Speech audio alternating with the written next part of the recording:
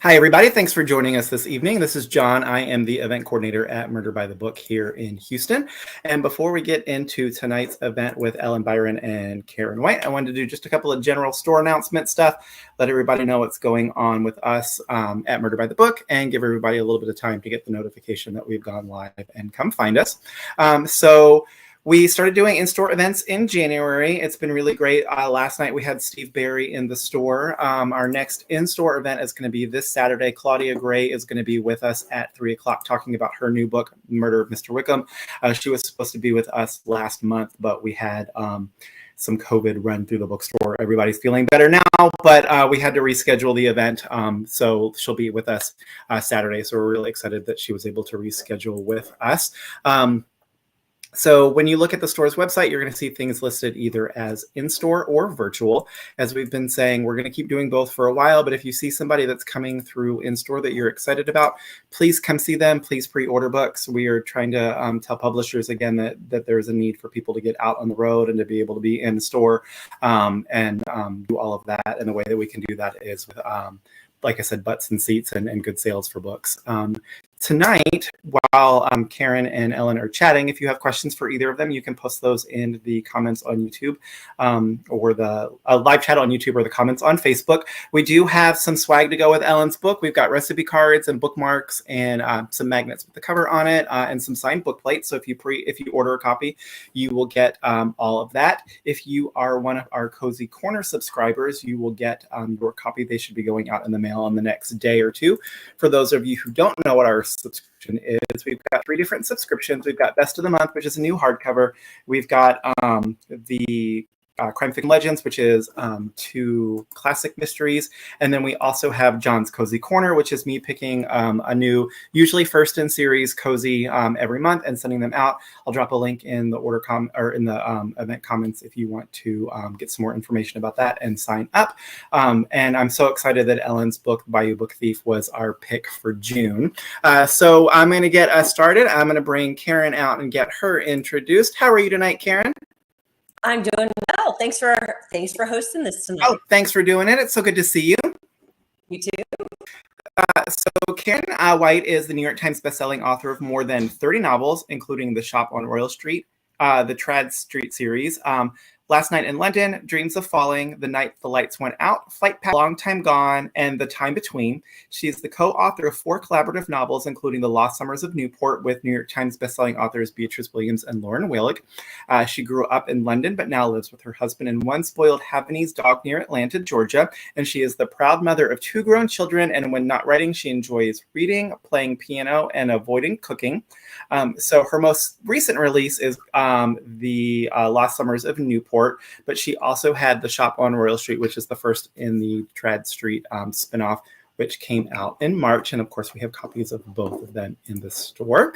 And tonight, we're excited to have Ellen Byron with us, who some of you might also know as Maria DiRico. How are you tonight, Ellen? I'm great. Karen, thank you so much for doing this. And John, thank you for doing this. My pleasure. Congratulations on the release of the new book and the start of the new series. I'm excited. So Ellen Byron's Cajun Country Mysteries have won the Agatha Award for Best Contemporary Novel and multiple Lefty Awards for Best Humorous Mystery. Bayou Book Thief is the first in her new Vintage Cookbook Mysteries. She also writes the Catering Hall Mystery series under the name Maria DiRico. Ellen is an award-winning playwright and non-award-winning TV writer of comedies like Wings, Just Shoot Me, and Fairly Odd Parents.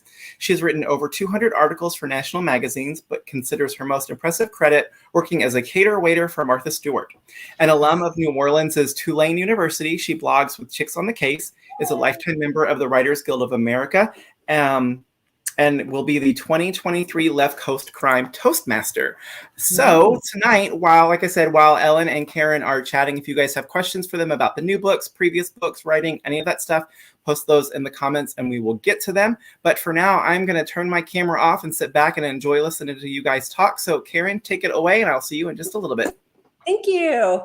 Hi, Ellen. We've never met in person. I know. I finished your book, I guess, a week ago, like last Friday. And oh my gosh, what twist. Just the perfect cozy mystery set in one of our favorite mutual cities of New Orleans. Yes. But let me give a little bit of background to everybody before I tell them, they need to run out and get this book. By the way, Sure. The twists at the end, never saw them coming. Oh, great. I that this is the beginning of a series. That's the best way to discover a series, right? Yes, and I can say the same thing about the Shop on Royal Street. That ending was like killer. I was like, oh, can't wait for the next one. Sometimes, it's nice to discover a series when they're all out already, so you can just binge read them, but, whatever. But just to give a little backstory, this is very funny. I think it was back in January, Ellen, when you emailed me saying, I'm a Berkeley author, and I see that you're a Tulane alum, and you have a new mystery series coming out that is set in New Orleans, because, oh my gosh, so do I. And then you mentioned that your daughter was also in school in New Orleans, and we had a lot in common. Besides just writing mysteries, a series for Berkeley Publishing. What was the most gobsmacking, and I don't use that word a lot, okay, gobsmack, because you really need to find a particular situation, but I think this fit it. Oh, absolutely. Yeah. So Ellen and I were talking about, things about Tulane and what, the different, we weren't there at the same years, but pretty close. And we were talking about where we lived and how in my book, The Shop on Royal Street, I took my apartment, which was basically the upstairs of a 2-story townhouse at 1022 Broadway, right on Fraternity Row. And that's where I lived for 2 years, my junior and senior year, with my 2 dearest friends who were both New Orleans natives. And I was using that apartment for the apartment where my character Nola Trenham lives. And so we're chatting, and Ellen's like, yeah, I live pretty close to campus too. I lived in an apartment on Broadway. And I'm like, and she starts describing, I'm like, wait a minute. Was that 1022 Broadway? I know. Oh my gosh. And she sent me a picture of her and her roommates, like in the front of it. I'm like, oh yeah, that's the same one. And I sent her a picture of me and my roommates in front. We're like, oh yeah, it's the same apartment. So we lived, and I don't know what years you were at. Was it your last 2 years, or were you there? It was just my senior year, because I transferred in the middle of my sophomore year, and I lived in Irby for the second half of sophomore and junior year, and the dumpiest dorm.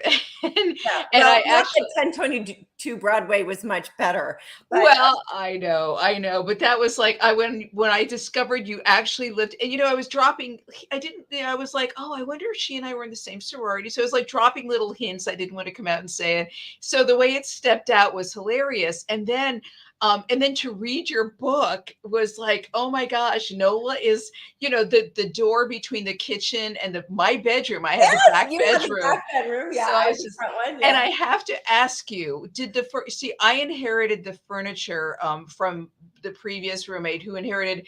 I wonder if that same furniture has just been handed down over the decades. I do not believe my roommate brought any furniture from home for that apartment. And I think we both had the giant school desk in the main room and the dining room area. Yeah, I don't even, it had those 2 big rooms that we never used. I remember there was an old couch for TV watching, really crappy old sofa in there. And that. Yes, I'm sure it's the same sofa, which is hilarious.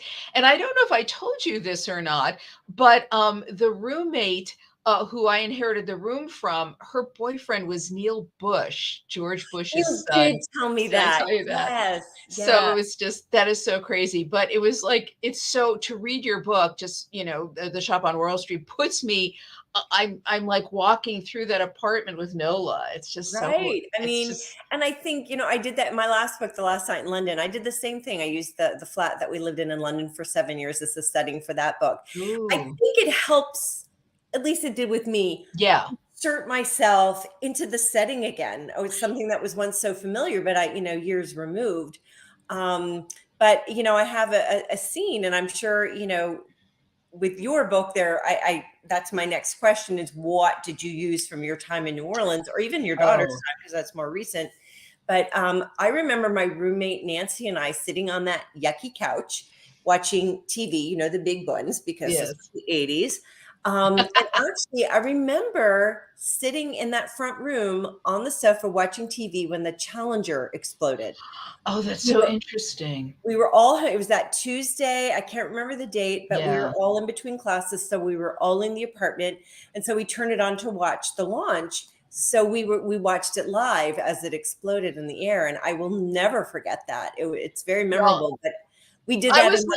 I was living in New York at that time, and I also remember I have a less I happened to be waiting for my gynecologist appointment when I found out. Yeah. So that's memories. another. Yeah. So but yeah. I want to talk about your book, your lovely book, The Bayou Book Thief. Now, how many books are currently scheduled for the series? Well, right now, just 2, but that doesn't mean that they won't pick up more. Oh, no. People Tribe Street is only supposed to be 2. So. Oh, wow. Okay, yeah. Well, Cajun Country went on for 7, and right now the Catering Hall series, which I read as Maria DiRico, is the 4th book is with the editor, and there is a very good chance there'll be a 5th book. Yay. So but when you're talking about things that I use from real life, my husband and our daughter went to Loyola, which is right next door, shares a common wall with Tulane, and so over the last 4 years we've been there a lot, especially since she ended up, excuse me, I have an itchy nose.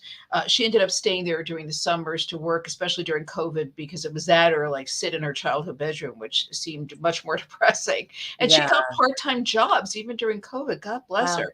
Wow. But anyway, so we would stay in hotels sometimes or motels, and then a couple of times we actually stayed in when we knew we'd be there for a bit, and we needed kind of like her to be able to come back and forth. So we needed another bedroom. We'd stay in an Airbnb, and it also gave us the chance to experience different parts of the city in a way that I don't know about you when you were there, but when I was there as a student, my purview was basically around the campus and the streetcar to the corridor, or occasionally for what they call the Ferret Jet. The bus on Ferret Street down there. And it's so funny because I would say to Eliza, "Oh yeah, the Ferret Jet." She'd go, "Jet? Nothing moves that fast anymore." And I'm like, "Well, I don't know how fast it moved then, but." And so we stayed at one point in the Irish Channel, and we stayed in a shotgun, and so. And it was only a few blocks from this fabulous indoor bar called the Chop Yard. And so I decided that was the perfect place for my character, for Ricky, to live.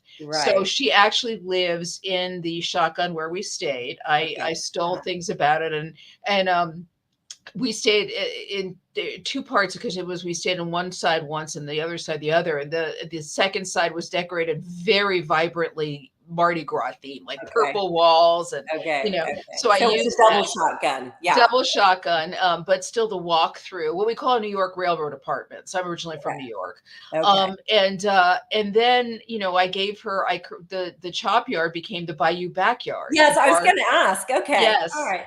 And actually, the mansion I chose, I'd spent a lot of time walking through the Garden District to find, where I wanted. It was inspired. I'd read a lot about Ella Brennan and who's Brennan's Restaurant, then Commander's Palace, and her sister Adelaide was this fabulous character. New Orleans is so full of characters that you can create someone like Kitty Cat Rousseau, the landlady in my book. Well, that was partially inspired by a reader, Barbara Nye, who's actually a hospice director, but has this hospice nurse, and has this wonderful upbeat personality. She's just a delight. So I gave that to her. But my friend Sean is in one of the dance troupes, walking dance parade troupes they have in New Orleans. She's in a group called the Amelia Earharts. And so I tried to create this landlady who balances her work as a hospice nurse with something like upbeat. So she's a member of I was so proud of myself, the dance troupe, the Abba Dabba Doos. Yes, which is awesome. Especially because ABBA is huge in my book. So it's they're ABBA and Yabba Dabba Doo, and Flintstones theme. It's a mashup. Awesome. But what was I? So the mansion. So Adelaide Brennan, and the real story is she was walking by this beautiful mansion in the Garden District, and she decided when she was younger, one day she'd own it, and one day she did. She eventually bought it, and that particular mansion now, I believe I've walked by it a bunch of times, and it was turned into apartments. So I looked for different, but it had this amazing ballroom, the Gold Ballroom. If you look up, Brennan Gold Ballroom, you'll I'm find going this. to, yes. Yeah, they were big, and she and eventually Ella, she never married, or she did marry very briefly, but Ella married, had 2 kids, and got divorced, and eventually moved in with Adelaide. Okay. And you read the books like Adelaide's story, and these ladies were partiers, because that's New Orleans, you party. Yeah. And their kids would be like, "Mom, I got a test in the morning," and they'd be like, "Oh, fine, we'll go to bed." So I tried to capture some of that feeling. There's a great story about Adelaide Brennan that I can't, it's hers, so I can't really, but I guess she bought an old Rolls Royce from the royal family and had it shipped over. And but it was very unreliable. So she would have like a chauffeur follow behind her in a Cadillac, and when the Rolls died, she'd hop out and get in the caddy to get to her next. And I don't know if that's, I'd say it's apocryphal, but it's New Orleans. So nothing. These characters are real. You could create, and Kitty is sort of a very vibrant character, but I didn't even sure like that couldn't happen because it's New Orleans, and you do find the most unreal, bizarre characters, but they actually exist. So yes, and I'll tell you along those lines, I chose this beautiful it's the Robinson Gremlin house. It's like the largest house in the Garden District, and that's where in my head I said it. And I have a dear friend, Charlotte Wagaspack Allen, who's a native of New Orleans, and she's one of my best friends in college. And her family goes back to like the German coast. I mean, she was a queen of Proteus, a maid of Rex, and I got to go to her balls, and so I was telling her about it. I shared the house, and she was like, and I was I think I was there. I think I know someone who lived there. And I always have to badly do the accent, that beautiful accent. But that was pretty good. That was pretty good. Thank you. And she sent me, I can't really share, but these wild stories about the actual family who lived in the house at the time, when she was as a young girl and a teenager. Yeah. So, and it's like, you just go only in New Orleans. Right. I actually had a sorority sister whose last name was Wagaspack.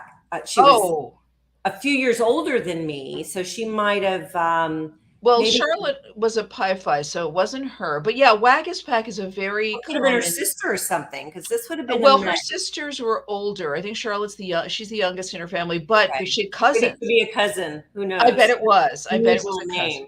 Especially if she saw it in the book, I was like, she knows someone. Yes, absolutely. And if she went to Sacred Heart, I'm sure it was probably a cousin.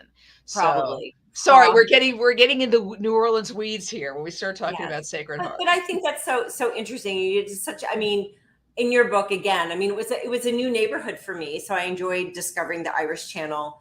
But I think the big thing that stands out, and if you listen to my biography, you know how I avoid cooking. My mother was a cook. She cooked every night, and she was a good cook.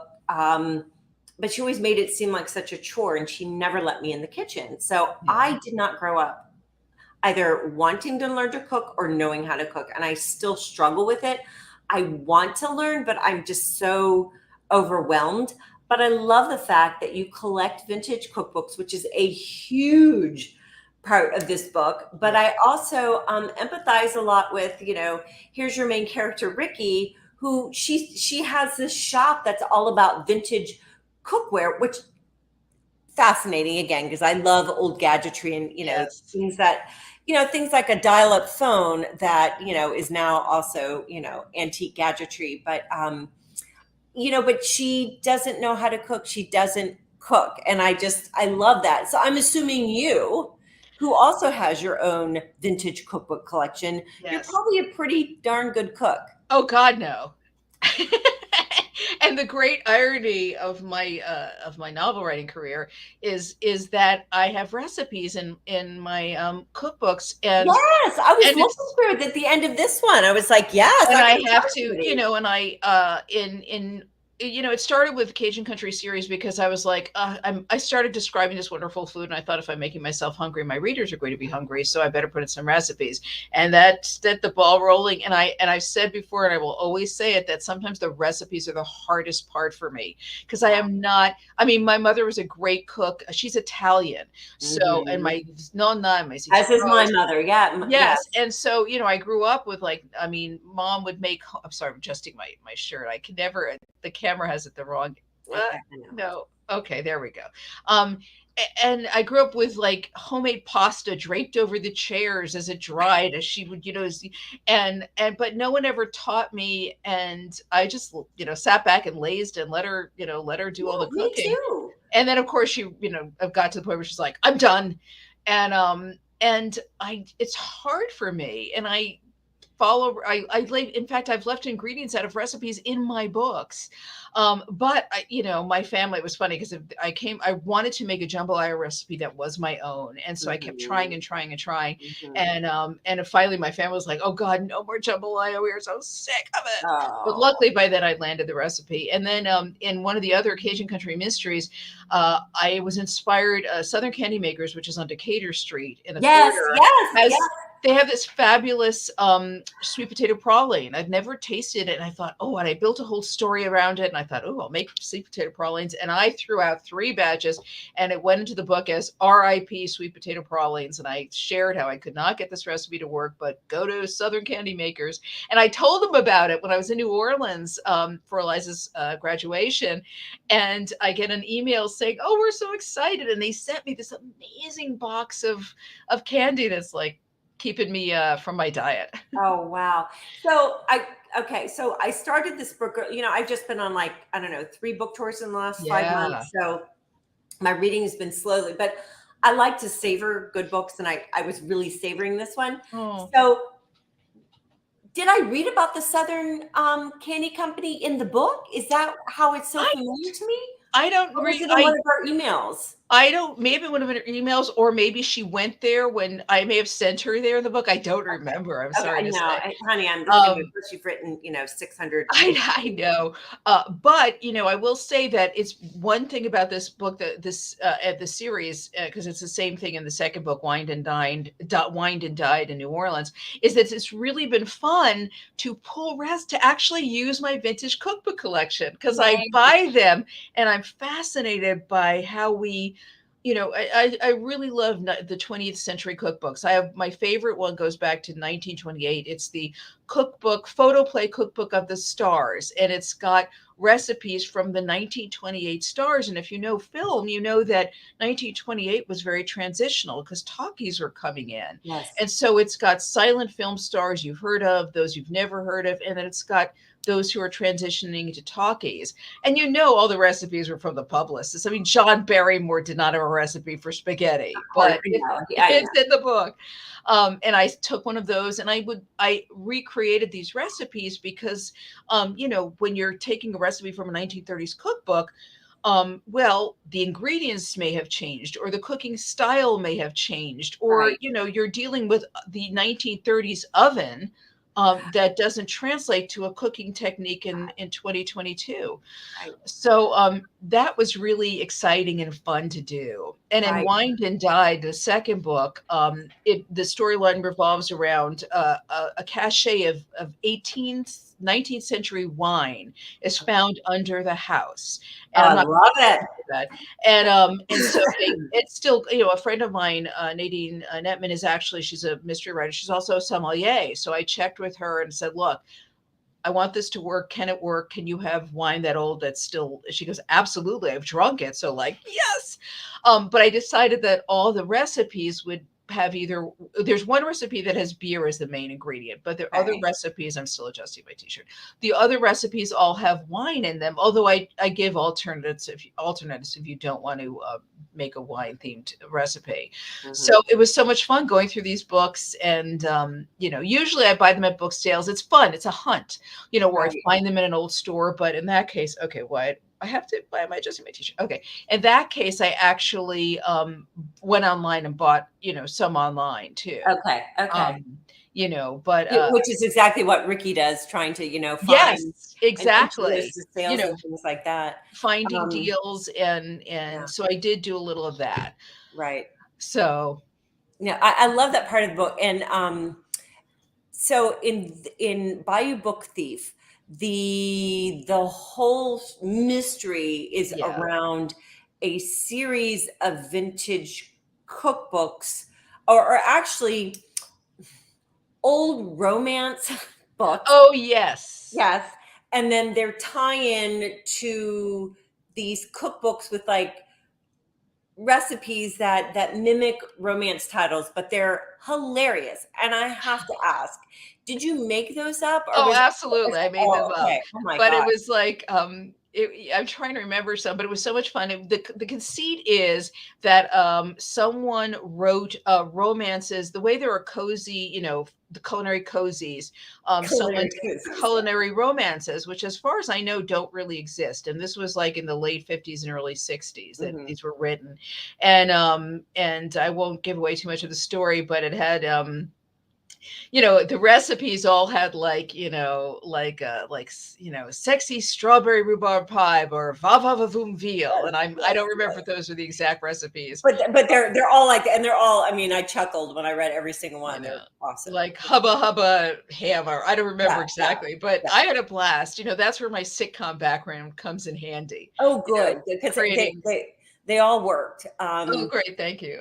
And I guess, okay, so you don't. So just as an aside, I inherited all of my mother's cookbooks, and many of them, she got still had and was still using from when she was married in 1960. Yeah. So in terms of converting recipes, you have to get rid of all of the butter. Oh, absolutely. So many Jell-O salads. You just can't even imagine. So much things that you would not willingly eat. And my mother is from the South, so there's a lot of fried stuff, and Well, what's so interesting is that I go when I go to the local book, Friends of the Library book sale, I would always I just gravitate right to the cookbook section to look for these older cookbooks, and so I realized at one point I have 3 copies of Thoughts for Buffets, which were all published in 1958. And the sociological or anthropological aspect of that is so interesting, because what it told me is that in that time period, buffets were very popular in Studio City, California. So you learn stuff. And then also I noticed that there was a Finnan Haddie. It's like what food had its moment. There were a bunch of recipes for something called Finnan Haddie. Things that you. Yeah, I was like, I had to look it up, and someone goes, oh yeah, it's this. And the other thing that's really been fun about sharing my particular hobby of collecting these cookbooks and translating that into a series that inspires my protagonist to sell them and find them, and sharing the reason I collect them is the reason she does, and like me, she's really not a cook. Right. Is like the study of our eating habits, and also the titles of these cookbooks. Like I've got the How to Keep Him After You've Caught Him cookbook. And all of that, and the pictures that they show in them, show the woman with her little apron, neat dress, probably wearing a girdle, and her high heels and her pearls while she's taking a roast out of the oven. Like, I don't know about you, but when I do have to cook, that's not what I look like. No, and then it was like you see how society was transitioning. Like I think I went from the 1950s from Glamour put out the After 5 or the Working Woman's Cookbook. When women were starting to cook, or the cookbook for two. Like you're newly married. There's a cookbook for 2 of you. I was going to say something, and it went out of my head. I don't. I know what I was going to say. But what I loved is when I started talking about this series, the reaction of readers was like, oh, I remember one reader got so excited she ran out of the room, because this was on Zoom, so you could see. She ran out of the room, and she came back and held up, a cookbook from her family that was very special to her. Aww. So I love tapping into readers' connections to this, because it's. Yes, I agree. I mean, even though I'm not a cook, I made a cookbook that included all of my mother's recipes that my Oh, brothers and I had since, because I inherited all of her recipes and everything. And then I had them printed for my brothers and me, and it's a vintage cookbook. It shows, yeah. things that we've been eating, like her beef stroganoff that we remember Mhm. eating since we were little kids. And Oh, that's so um touching. but that's the whole point. Like with your book, it's not so much about cooking. It's about Yeah. the memory. I mean, food, things that you've eaten. It like jogs a memory. Like, oh my Yes. gosh, yes, I remember, having that at grandma's in 1975, and Yes. and I love that, and that's why that's why, I mean, obviously I love the setting in New Orleans, but I Yeah. also love that nostalgia of these old books. And then, the gadgetry that Ricky sells in her shop is like fascinating. Yeah, well, my mom had told me there was sorry, I have to adjust my t-shirt again. I should have worn I something wish else. I had one. Well, I have one. I just can't find anything. Okay, there we go. That's better. Um, I remember my mom told me there was this show on TV briefly where it was a game show where the current generation had to figure out what something was used for, and it's that famous that to me is famous 1930s can opener that you see like in the old movies. So I was like, oh, that would make a great murder weapon. Oh, I There just you gave away. go. That's a Yeah. murder weapon. Not to, give But anything away here. yeah, Yeah. but things that we don't use anymore, like egg beaters. Mhm. And I have a cake slice, wonderful cake slicer that's incredibly dangerous looking, but belonged to my mother-in-law. Right. Or that hand crank pasta. Yeah. The Atlas pasta maker. So yeah, and it's interesting because in the second book there's a little less of that. It's a little more story driven, but I think in a future book of when it's picked up for more books, I do want to tie into the memory of that a recipe will create. No, I love Um, that. I love yeah, that. so Um, that's great. Thank you. I have to write that as soon as this is over. I have to jot that down in my notes. so I have to ask you then. So I have not read your previous series. Is there a tie-in from a previous series to this new series, or is this straight No. line? Well, actually, what's funny is that I did do in the draft I turned in to Berkeley. I did have a bit of an Easter egg that Eugenia, who's the niece who of the woman, the elderly woman, Genevieve Charbonnet, who passed away. She was the restaurateur, and her niece, who's in her late 60s, inherited this house and decided to turn it into the Culinary Museum. And there was a bit of an Easter egg to the Cajun Country Mystery readers where she comes back and said, "Oh, I just spent a lovely weekend at Crozet B&B," and but they had me. I ended up taking that out. Oh man. So I know. So well, it's two different publishers. So if it was the Okay. same publisher, I think it might be a different story. Right. But also I think that maybe it felt to the readers like I was trying to sell my other series through this book, which was Yeah, not no, cool. I get it, but I mean, this one stands brilliantly on its own. Oh, I thank you. Thank you yeah, I so think much. you're off I to a great wish our characters, I read your book and I was like, oh, I bet Nola, because our start. characters, Nola and Ricky, are around the same age, Yeah, exactly. I bet Nola should stop into the shop. I guess Well, the same and I publisher. would Why not? and Nola should come by Bonvie Culinary House Museum because she's what I always dreamed of being. I decided I thought if I had another career I'd be an architectural historian, which is Right. exactly what Nola is. It's what my So daughter is. I mean, it just makes oh, research really, really easy. I was going to say your research for that book, I was like, I don't know how you do it, All I do is call my daughter, and her response is, "Are you going to pay me for this?" And I'm like, "How about your wedding in October?" No, that's And that shuts there you her up go. really Well, quickly. it's hilarious because I had a friend who wrote on the show Bones, and they were so technical, and I said, God, how did you do it? Megan loved that He series. said, all we wrote was to come, like TK, which stands for to come Yep, yep. in shorthand, and we'd give it to like the medical The techie people, and people. Uh-huh. Yeah. so Yeah. so unfortunately I don't have that luxury. So, Yeah. but that is great. So, Yeah. and I love that So aspect that of is it. something I'm taking notes here. Okay, because that would be such a cool thing. Because Yes, me too. I've done it before. you know, with you know, when I do collaborations with Lauren Willig and Beatriz Williams, we're always borrowing each other's characters and throwing them in books. It just, well, if there's, okay, so I have to remember when we get off, I have to remember, you know, a recipe that is an emotional tie-in, and then also have Nola come by. There could be some historical thing that, you know, that they have to deal with. So, and you need to put a go. I mean, sure, every house in the Garden District has at least one ghost. Oh, and that's the thing. I don't have any yet, but I think it's just like someone said, asked me a question like, why is there voodoo in your a little bit like the Grigri bags? You know, why would we? And I said, look, it's so part of the culture. It is. I have them in my book too. I mean, you know, it's just, and it doesn't matter what strata you are socially, or it's just part of what makes New Orleans unique. And in fact, you know, when I used to go to Jazz Fest, there was a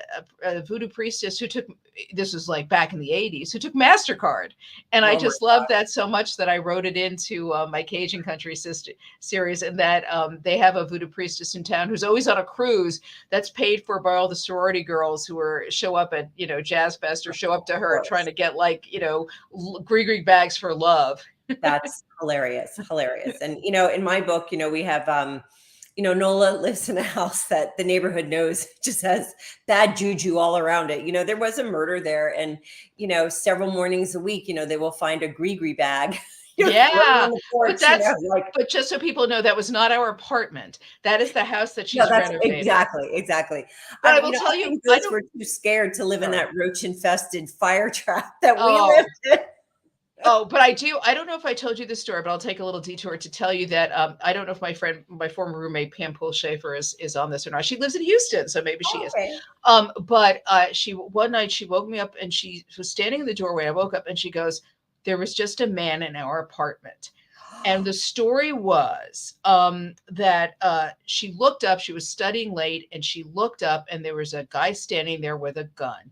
And I'll never forget what she said. Which room was she in? I have to ask. She was in, well, we had a fourth roommate who's a crazy girl. And this ties into the story. She lived in the the front like area that was like an outdoor that was like an indoor outdoor patio. Yeah, we just used it as a tiny terrace. Pam, I think, was in the room next to her, and then Helen was in the middle room. So Pam said, she goes, I now know, and she looked up and she told me, she said, I now know that in moments of extreme panic, I cannot scream because I opened my mouth and nothing came out. And what it turned out is he was a plainclothes policeman who they were looking for some criminal, and I don't know if he was a burglar, a rapist, or I don't remember, and that our crazy front roommate had left the back door open. So he saw the door open and went up. Oh my gosh, you don't do that ever. Well, okay, so I'll tell you. Backyard?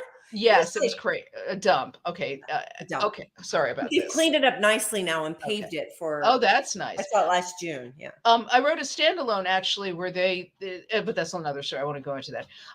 But what's interesting is, and this is like kind of a sad story, but it ties into my writing, that the roommate who lived in that front porchy kind of indoory porchy thing, she was crazy and just wild. She was a wild girl. And a couple of years, only about 2 years after graduation, I was looking at the in memoriam section of our Tulane, which is our college, and she had passed away. And my first play is a play called Graceland. It's a one act, and it's about two women who show up outside Graceland the night before it's being open to the public for the first time. And both of them are determined for their own reasons to be the first person to ever set foot in terms of Graceland. And one of the characters talks about how she shared her love of Elvis with her best friend, Francine, who passed away in a car accident young. And she talks about how there are certain people in your life you just don't see going on past a certain point. Right. And that was all about Barb, our roommate, because when I read that, I was like, wow, that's so sad. And I wasn't surprised at all. Right.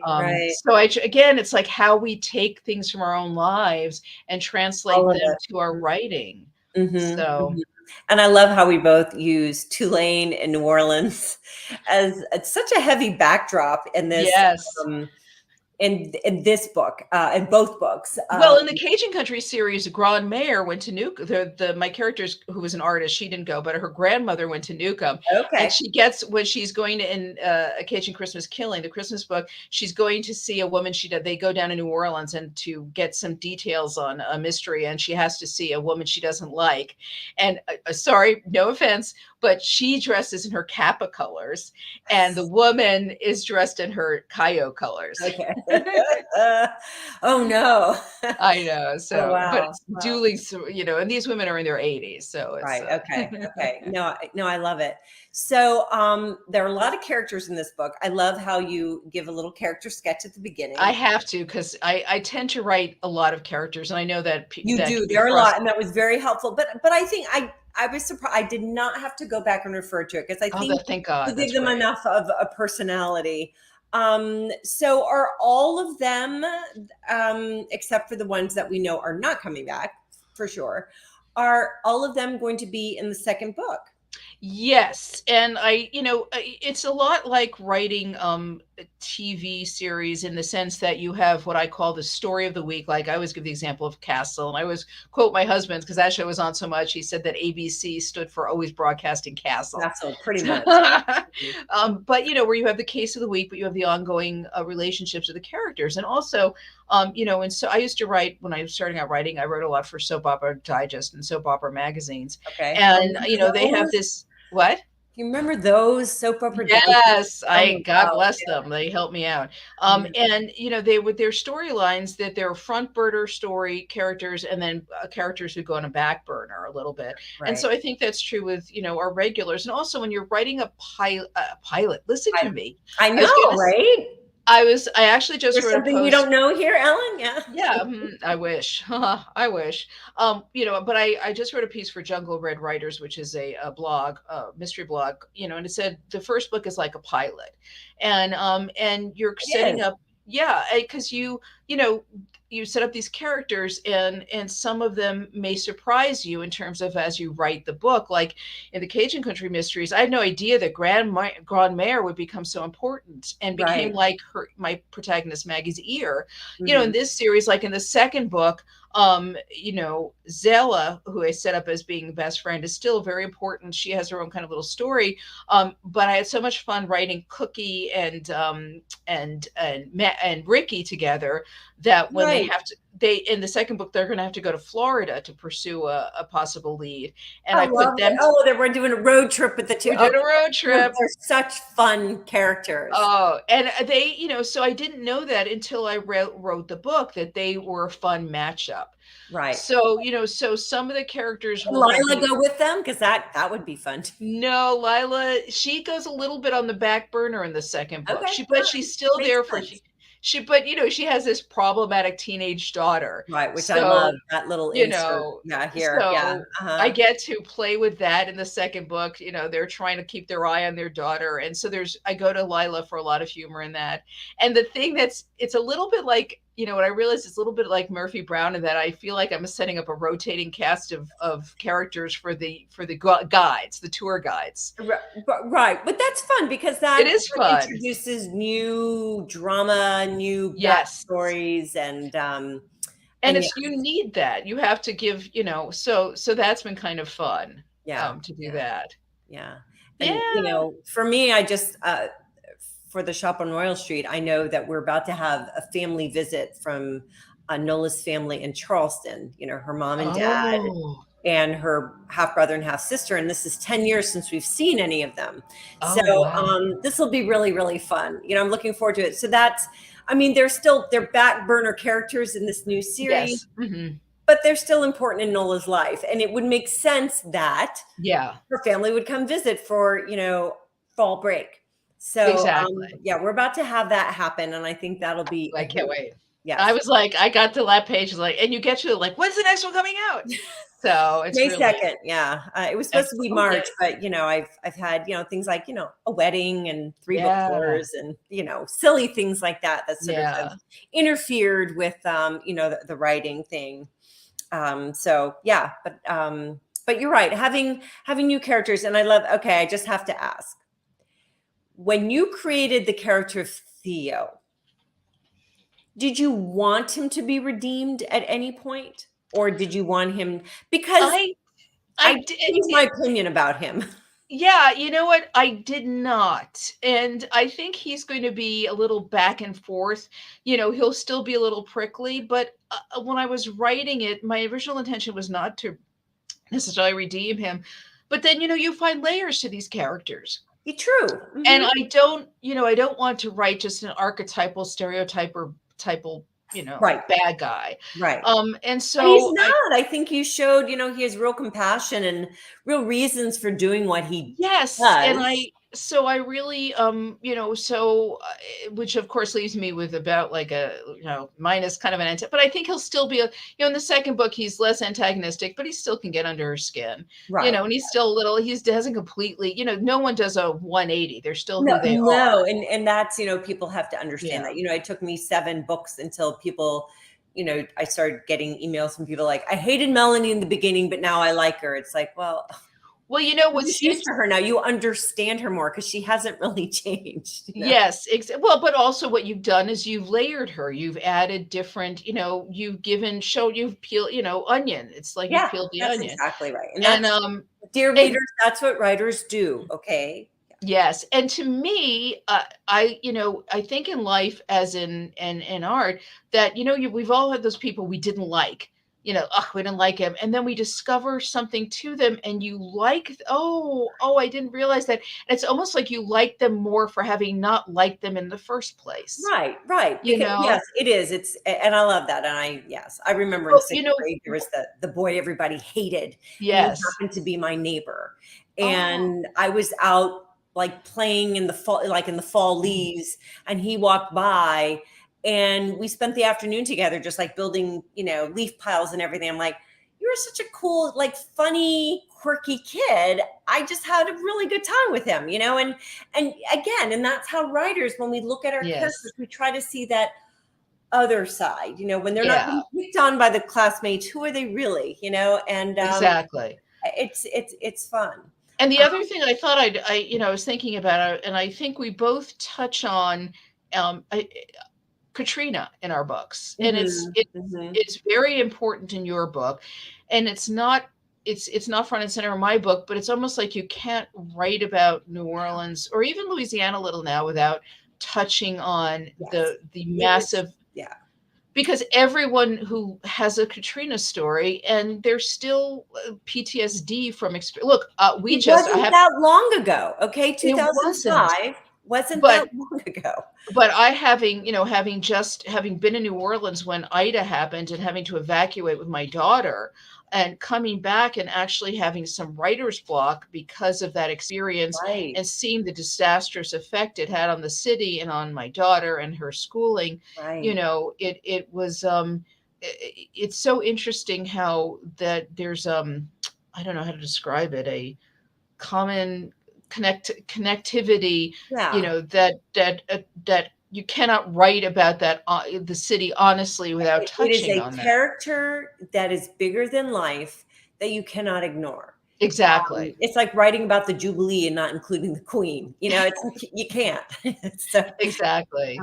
So yes, you're right, Katrina, and many people don't know this, but my first book, The House on Trash Street, my first series book, was supposed to be The House in Britannia, because that series was supposed to be set in New Orleans. Oh, wow. But I started planning the series in 2005, in spring of 2005, and I had started planning it.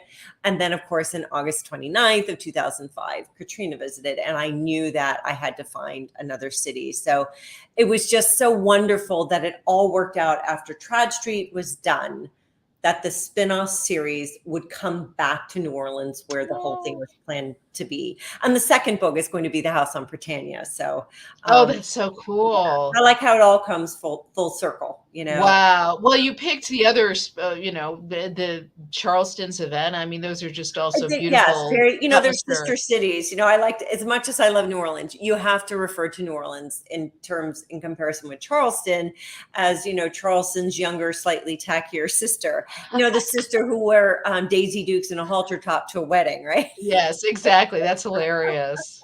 Very true, though. Yes. Is there anything else about your book that we haven't mentioned before we go back to John with any questions? You know what? This has been so delightful. I feel like, I loved your glass of wine. I wish I could have one, but it's still, I'll have one. Yeah. It's here in LA. I live in Los Angeles because of the TV business. Man, it's way too early. Yeah. So, but I'll tipple at some point. I think we're good. Let's bring John back and see if there are questions. Yeah. Right. So before we get into crowd questions, Karen, we mentioned that the new book is a spinoff of the Trad Street series, but do you want to tell us a little bit about the shop on Royal Street? Yes, please. Yes. So it takes place 10 years after the final book in the Trad Street series. You do not have to have any familiarity with the Trad Street series to just dive right on in. For those people who are familiar with the Trad Street series, I'm not rehashing anything. For people who are not familiar with the Trad Street series, I give you what you need to know about Nola and her background. But, Nola is a 26-year-old woman. She was not born in Charleston. She was raised in Charleston from the age of 13 on. She has a stepmother, Melanie, who sees dead people. And she moves to New Orleans after sort of a turbulent start with some issues. And so now she's very hard-headed. She's eager to start a new life in New Orleans, despite her issues. And she starts by buying a new house. It's a fixer-upper, but she has a graduate degree in historic preservation. She can handle it. But of course, the restoration is a lot more complicated because there are several past residents who are not ready to leave.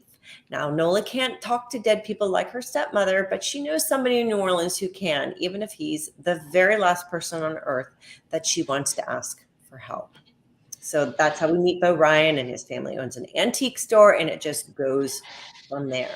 So yes, there's lots of woo-woo moments. Perfect. It's addictive. Thank you. And it's the first, and right now I'm contracted for 4 more books. The second book, which I'm currently working on, The House in Britannia, will be out May 2nd of 2023.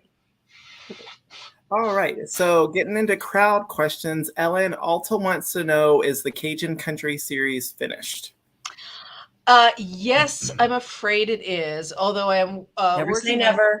Never say never. That's true. Never say never. But I am working on a proposal for a new series that is set in Pelican. And it will have those characters. I had originally envisioned a spin-off of it. That doesn't look like it's going to happen, but I came up with a premise. Again, inspired. Do you remember Corinne Dunbar's? Was that still around when you were there? It's inspired. It's not there anymore? No, it hasn't been there since the 80s. But it's inspired by this restaurant that was an amazing restaurant in New Orleans, where you went in and you were welcomed into the front parlor of the home, where you're served like you were a guest. I remember having a sorority, yes, a dinner there before a formal. Yeah. Oh, okay. So it's inspired by that, but it will be set in Pelican. That's cool. Currently in the works, but I can't say any more about it. Okay. So Leisha wants to know, do your characters ever talk to you? And if they do, have you ever had to change something in the story because of it? Oh, that's a good question for both of us. Yeah. You know what? I hear dialogue. I hear them talking to me. I'm an outliner. Do you outline, Karen? Oh gosh, no. I have no idea. I didn't know how this book was going to end until the last page. Oh wow. No, it's my TV background. I need to lay it out, and then it also makes it faster. I will characters will suddenly appear that I didn't expect, and so that will happen. And a character may create a new scene or something, but I've noticed that my drafts skew pretty close to my outline structurally. What about you?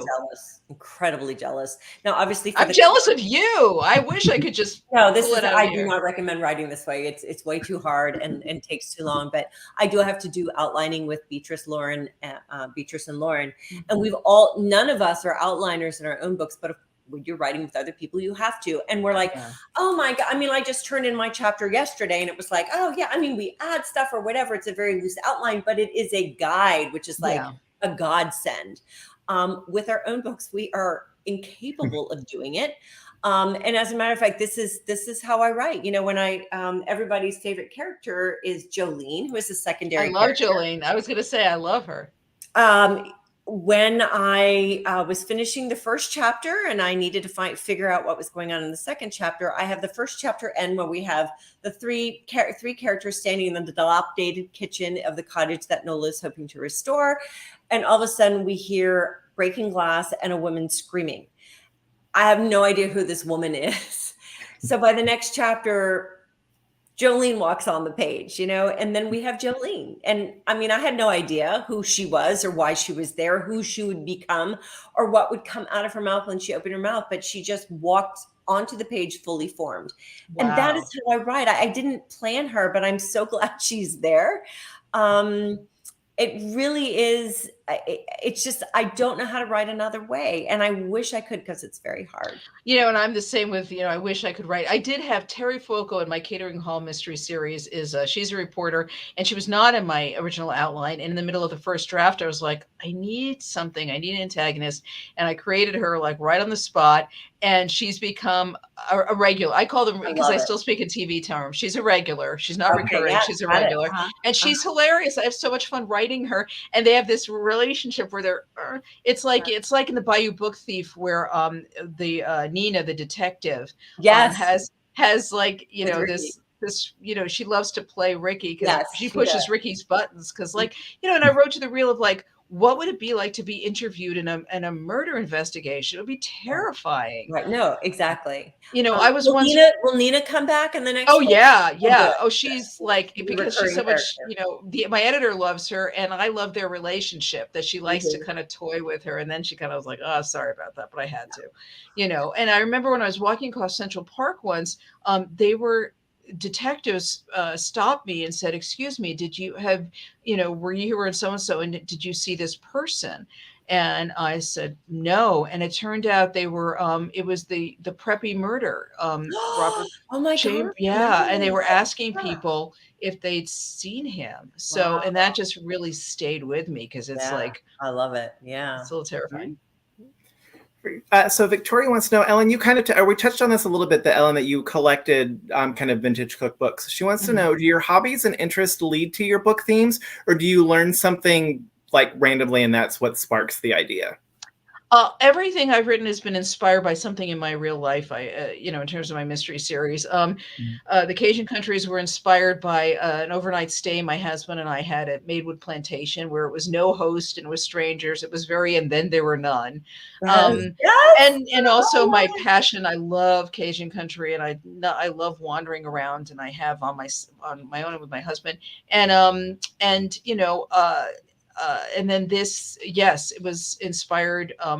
Originally, I was a different take on the series, and you know, in the way I was going, Berkeley was like, well, we kind of have a lot in that space, so maybe rare books of some kind. And I was like, I don't really know rare books. Wait a minute. I collect vintage cookbooks. And I got so excited about using these books that are just collecting dust. And so, yeah, I think that answered the question.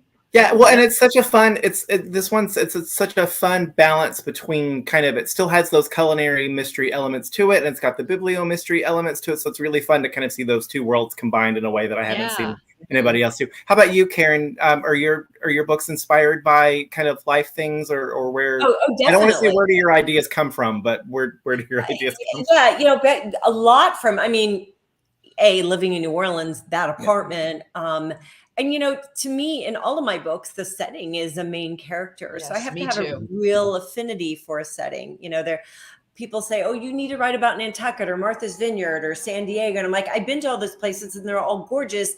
But if I don't get that feeling about them, it's not something I can write about.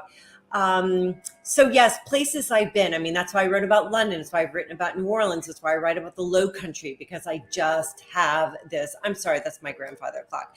And I cut my reading teeth on Victoria Holt Gothics. Okay. And I lived in London for 7 years. So that whole Gothic, even Agatha Christie and Sherlock Holmes, you know, that very, just the feeling and definitely, you know, setting is so important to me. And then, there's one of my books was inspired by watching Mysteries of the Museum. I don't know if you've watched that on History Channel, where they just talk about random museums. And there was one where they were talking about the what are they called? The nutshell boxes. Look that up. Fascinating. Oh, I have to look it up. So fascinating. And about the woman who basically was the queen and the discoverer of modern day forensic science, and in terms of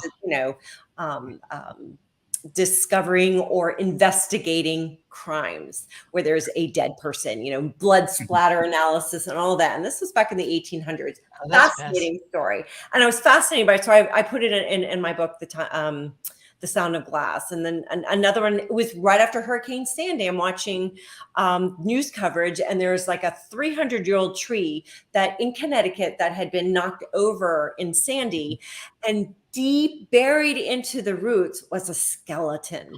And I'm like, oh. So of course I use that in, The Lost Hours. So yeah, I mean, ideas come from everywhere, Well, when you're not even looking for them, they're there. Well, it's like the plot, the catalyst for the plot in Wined and Died in New Orleans came from a story I saw on the internet where this couple bought a house up in the Catskills, and they found these bottles of whiskey in the crawl space. Ooh. So that inspired the catalyst for the plot in the second book. Mm-hmm, mm-hmm. All right. Last question before we head out. Stephanie wants to know, what is your favorite thing about writing about and setting your books in New Orleans? Let's start with Ellen. Oh, I get to visit it in my head, and I get to share what look, I mean, New Orleans, in these books, it's kind of an idealized version, although, I do write to the fact that the police department is always understaffed and overworked, and there is a high crime rate. And, it's glossed over a little because these are cozies, what I write. But, I try to share my love of the city with people. And, if people decide, I have never been to New Orleans, I'd really love to go sometime. Mm-hmm. Get in touch with me and I'll tell you some fun stuff to do. But yeah, I get to be there in my head, to my favorite city. Karen, what about you? Well, and I'm very lucky because my two best friends and roommates from New Orleans, they're both New Orleans natives, and one still lives there and one lives in Memphis. So when I go, they always come at the same time. And so that gave me the inside perspective. I know Metairie like I know, other places, because they were both born and raised in Metairie. Their families still live there, and it was very, very cool. But, there's something about diving back into the ambiance of New Orleans, because there's nothing like it in this world. Absolutely. And I get, because I'm not writing cozy mysteries, I was able to, like Nola even comments, the gunshots she hears every night that have become sort of the music of her nights, just like the church bells in Charleston used to be. Yeah. But it's reality. And I noticed how we both really talked about and referred to more than once terrible condition of New Orleans streets. I mean, I think I referred to one pothole as possibly having marine life in it, because they really are that big. Yes. That old. There's actually, and I can't say it because this is a G-rated talk that we're having, but there is an Instagram page that is all about, it's called Look at This Effing Street. And it's just a guy from New Orleans who goes right. I mean, there's pictures of people actually with a dining table and chairs, like having in one of the potholes. I mean, well, that's another thing, and that's another thing that I think that to talk to this question is that the citizens who live in this city have such great. You can't survive, I think, without a sense of humor. And that's it. everything you have to take with a sense of humor, including the flying cockroaches and the, and that is why I love New Orleans. Yes. Come on, Katrina. Everybody was like, why are you rebuilding after Katrina? Because it's their damned home. That's why.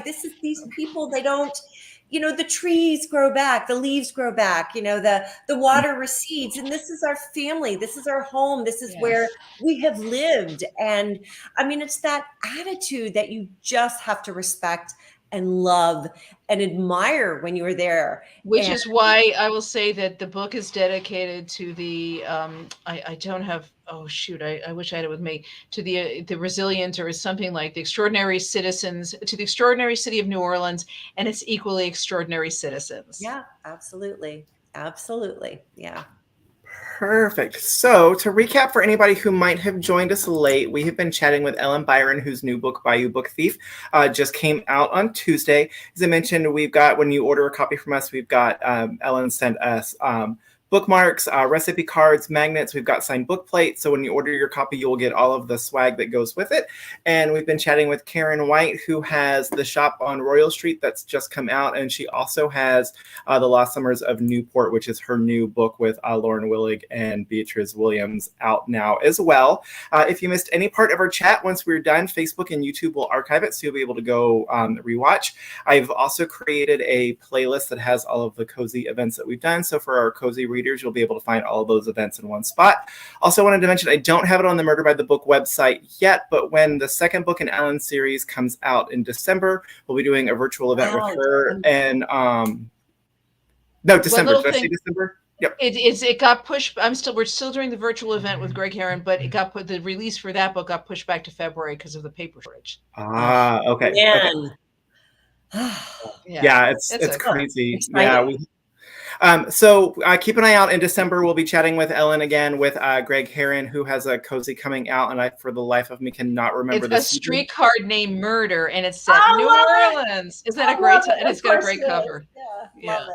Another New Orleans book.